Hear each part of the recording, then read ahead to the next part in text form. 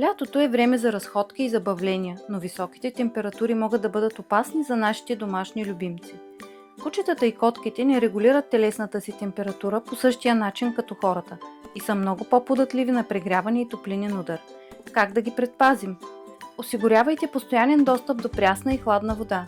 Разхождайте кучетата рано сутрин или късно вечер, когато температурите са по-ниски. Избягвайте на горещени настилки като асфалт и плочки, които могат да причинят изгаряния на лапите.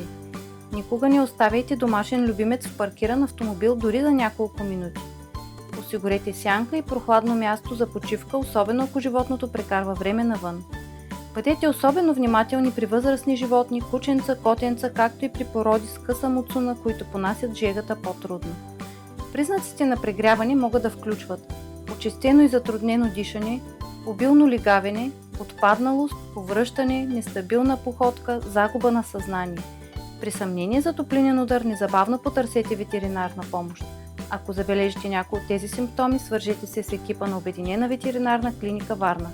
Навременната реакция може да спаси живот.